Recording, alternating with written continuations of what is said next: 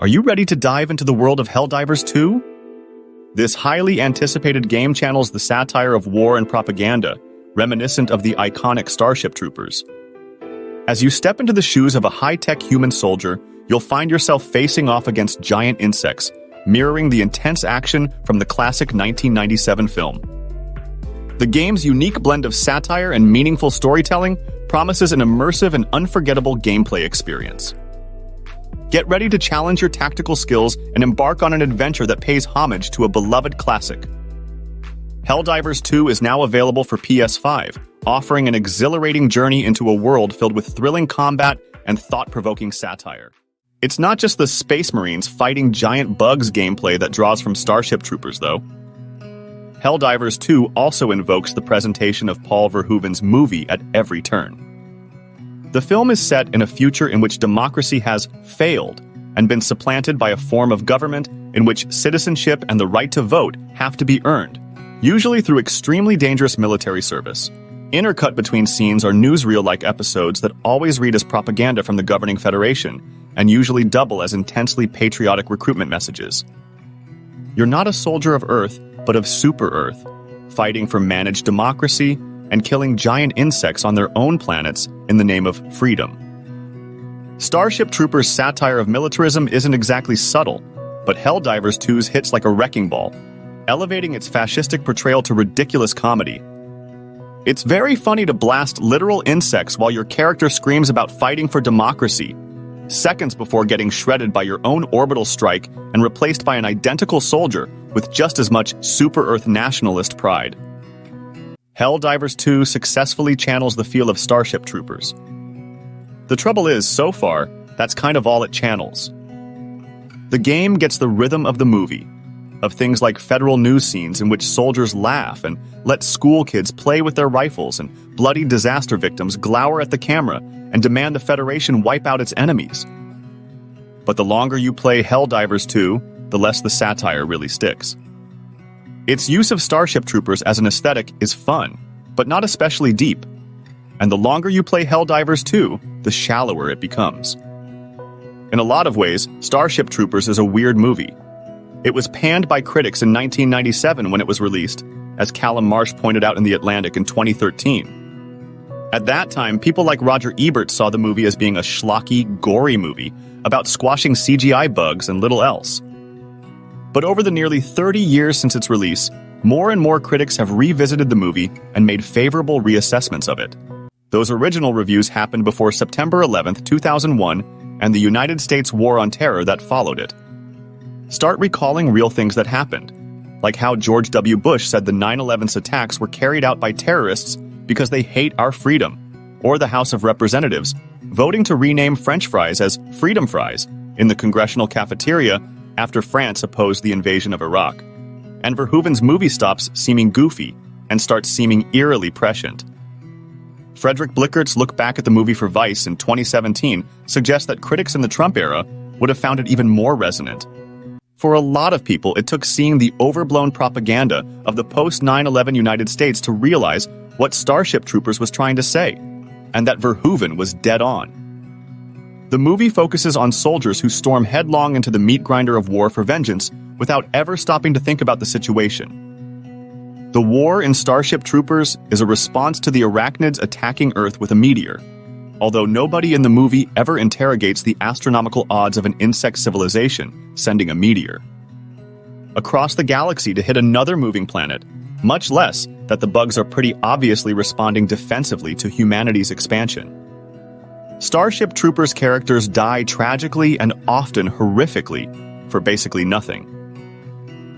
It ends with the survivors charging into another battle, as their images are used to recruit even more people in yet another patriotic newsreel that spins away the fact that humans spend the movie losing pretty badly.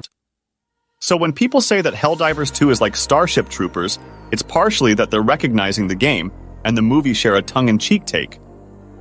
That the game is pulling from these ideas at all makes it fascinating as a multiplayer live game, and it's essential to what makes Helldivers 2 so good.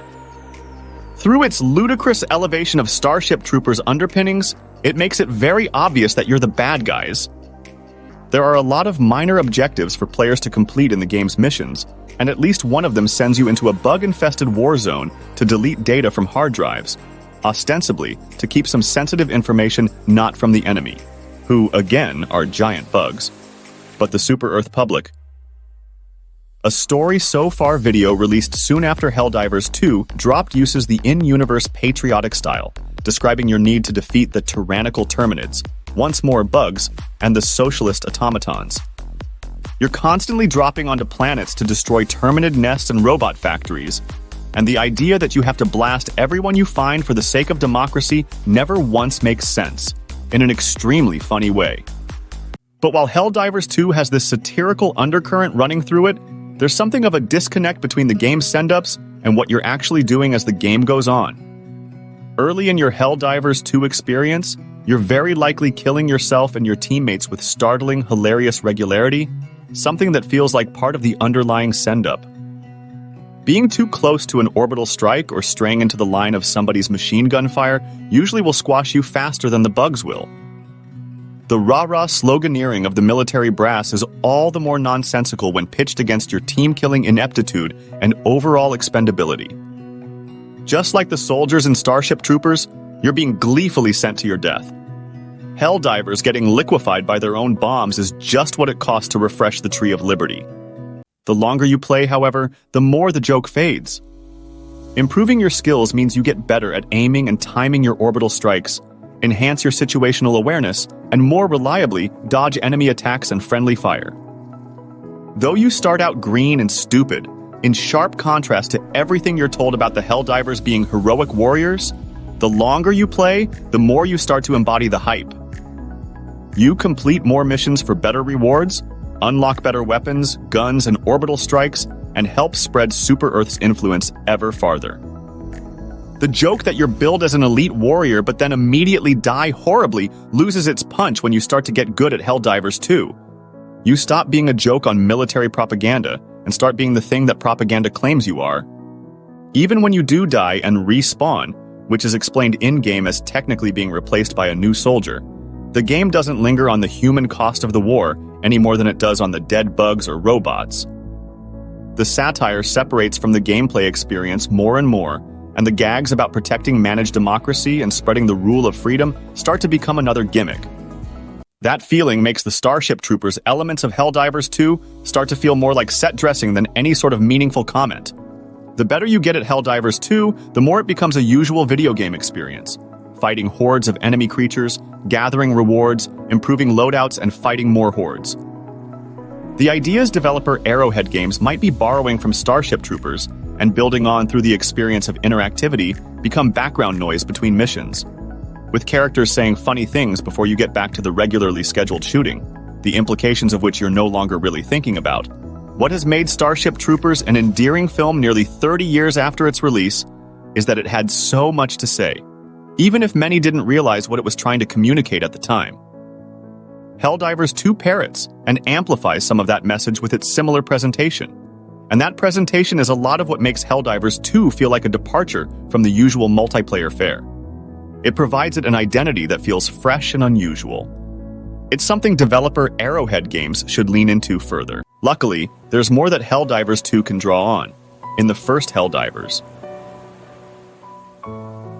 Arrowhead Games has established a lot of lore that hasn't really made its way into the sequel, such as the fact that the Terminid aliens decompose into a whole lot of oil, or that managed democracy turns voting into something more like a BuzzFeed quiz. There are already a lot of pointed gags in the Helldivers universe that make the premise even more ridiculous and meaningful. The live game nature of Helldivers 2 also means there's room for Arrowhead to add more content over time, which provides the opportunity for the developers to further flesh out the world of Helldivers 2 and its comedic underpinnings. Bringing more of these ideas into the overall story offers a lot of interesting possibilities that could further distance Helldivers 2 from the field of multiplayer shooters and help make it something more unique. As a longtime fan of Starship Troopers, I love that Helldivers 2 is working to make both the action that defined the film and its satirical elements part of a video game experience. I hope Arrowhead Games takes that thinking further, though. What makes Starship Troopers memorable, And the reason critics and audiences keep returning to it even decades later is that it continues to say something poignant about the world we live in. Helldivers 2, in its over-the-top way, can do the same, so long as its developers commit to the spirit of their inspirations, rather than just their vibes.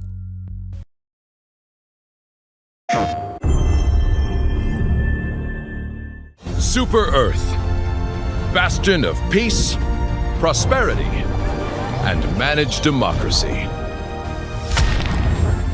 For 100 years, our colonists have toiled happily to enshrine the unquestionable rule of freedom. But now, our enemies rise from the shadows once more. The tyrannical Terminids spread unfettered across the galaxy. The socialist automatons terrorize innocent families. Babes are torn from their mothers. Voters from their ballots. In this time of need, Super Earth once again calls upon her mightiest, bravest, most obedient heroes. The Helldivers. No cost is too high. No sacrifice is too great. You are democracy's most elite, least hesitant defenders. The Terminids will be contained. The automatons dismantled. You will grind our enemies into oblivion. For freedom. For managed democracy. For Super Earth.